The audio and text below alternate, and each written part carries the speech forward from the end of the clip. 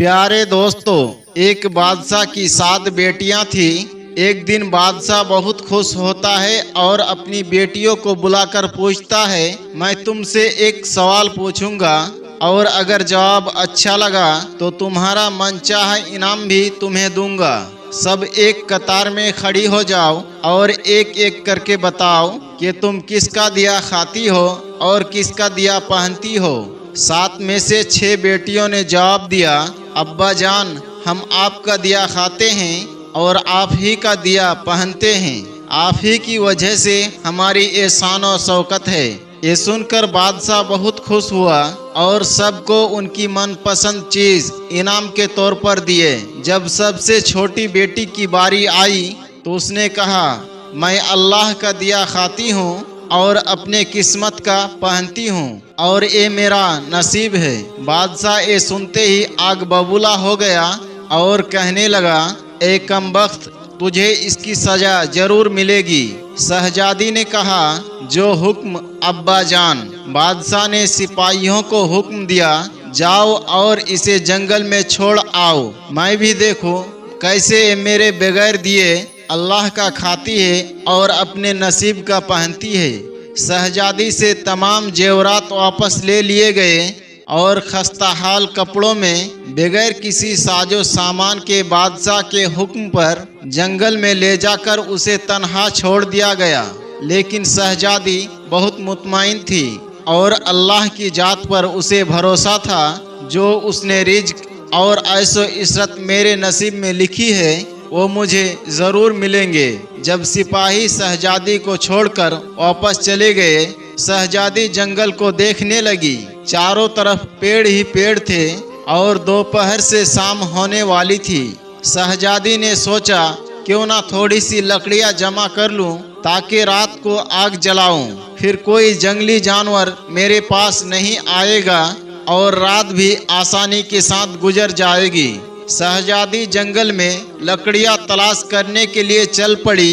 तभी उसकी नज़र एक झोपड़ी पर पड़ी जहां बाहर एक बकरी बंधी हुई थी और अंदर से किसी की खांसने की आवाज़ आ रही थी।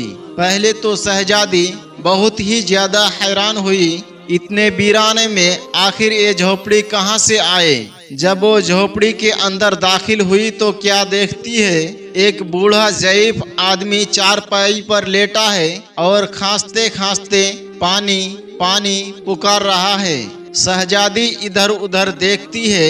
एक कोने में पानी का एक घड़ा रखा हुआ था। वो गिलास में पानी भरकर उस बूढ़े आदमी को पिलाती है और झोपड़ी की साफ सफाई करने लगती है। इतने में वो बूढ़ा आदमी शहजादी से पूछता है, बेटी, तुम कौन हो और इतने बड़े जंगल में तुम अकेली क्या कर रही हो। तब शहजादी ने पूरा मामला उसे बयान किया कि वहाँ वो कैसे पहुँची है। वो बूढ़ा आदमी शहजादी को झोपड़ी में रहने की इजाज़त देता है और कहता है कि मैं शहर में काम करता हूँ, सुबह शहर चला जाऊँगा और 8 दिन के बाद आऊँगा।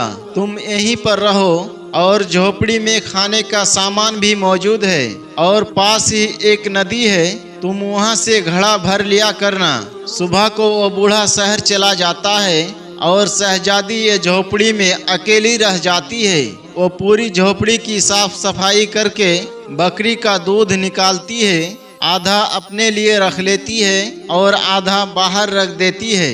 अगर रात को कोई जानवर भूखा प्यासा होगा तो वो पी लेगा और फिर खुद अंदर झोपड़ी में आकर सो जाती है। सुबह सवेरे जब शहजादी की आंख खुलती है, वो क्या देखती है कि दूध के बर्तन तो खाली है, लेकिन उसके पास एक लाल पड़ा है जो देखने में बहुत ही नायाब और कीमती मालूम देता है और पास ही सांप के निशान भी नजर आ रहे थे। तब शहजादी को याद आता है, बचपन में उसने सुना था जब कोई नायाब सांप खुश होता है तो एक ऐसा लाल उगलता है जिसकी कीमत हीरे जवाहरात से भी ज़्यादा होती है। शहजादी बहुत ज़्यादा हैरान होती है और दिल में सोचती है, शायद वो सांप भूखा रहा होगा, इसलिए दूध पीकर खुशी में ये लाल छोड़कर गया है। फिर वो लाल उठाकर अपने पास रख लेती है अगली रात शहजादी बर्तन में दोबारा दूध रख देती है और अगली सुबह जब देखती है तो फिर एक लाल वहाँ पर रखा हुआ था।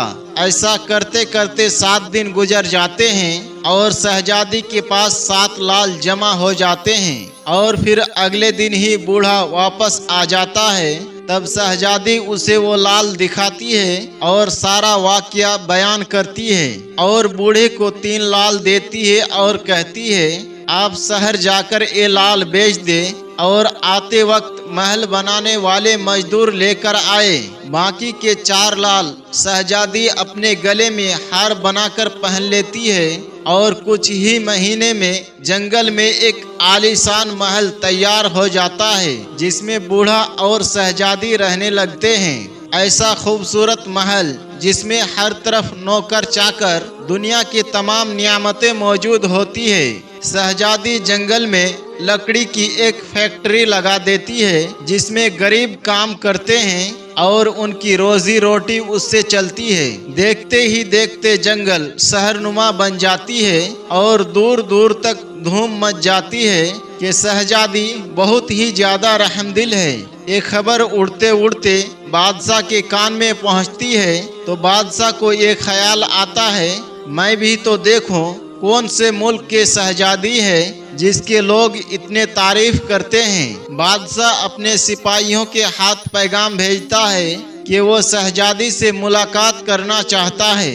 यहाँ जब शहजादी के सिपाही शहजादी को बताते हैं तो शहजादी सिपाहियों से कहती है बादशाह सलामत एक ही शर्त पर हमसे मुलाकात कर सकते हैं कि वो अपने साथ अपने तमाम बेटियों को भी लेकर आए। सिपाही जाकर बादशाह को पैगाम दे देते हैं। एक दिन बादशाह तमाम बेटियों के साथ शहजादी से मुलाकात करने के लिए उसके महल पर आता है।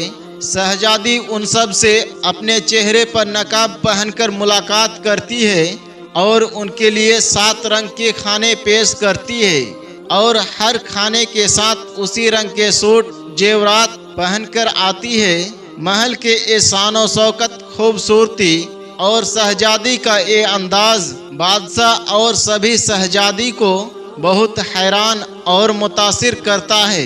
आखिर में बादशाह शहजादी से कह ही देता है तुम मेरी बेटी की जगह पर हो, यानी तुम मेरी बेटी की तरह हो। मैं भी तुम्हारे कहने पर अपनी सारी बेटियों को साथ लेकर आया हूँ, फिर हमसे ये भला कैसा पर्दा। बहुत ही इसरार पर शहजादी कहती है ठीक है मैं तैयार होकर आती हूँ। सब शहजादियाँ आपस में गुफ्तगू करने लगती है इतनी तो तैयार है, इतने महंगे महंगे जेवरात पहने हुए हैं, अब और कितना तैयार होकर आएगी।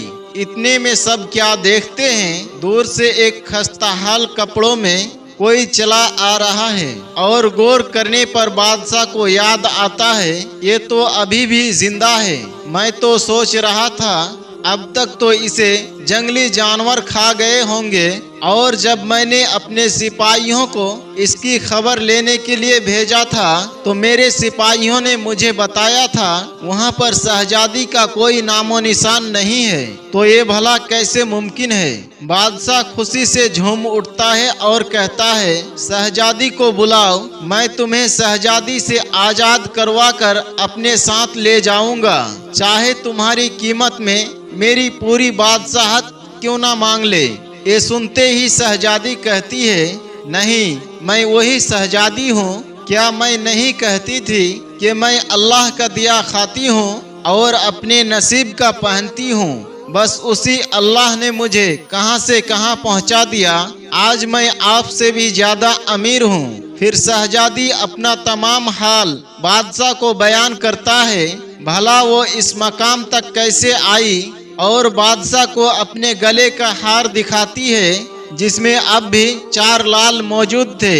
ये सुनते ही बाकी सारी शहजादियाँ दिल ही दिल में रश्क करने लगती है और कहने लगती है काश हमने भी यही कहा होता, हम अल्लाह का दिया खाते हैं और नसीब का दिया पहनते हैं। दोस्तों हमेशा अल्लाह पाक की ज़ात पर यकीन रखो और अल्लाह जिस हाल में रखे अल्लाह का शुक्र अदा करते रहो। यकीनन अल्लाह तबारक व ताला आपको कभी तन्हा नहीं छोड़ेगा।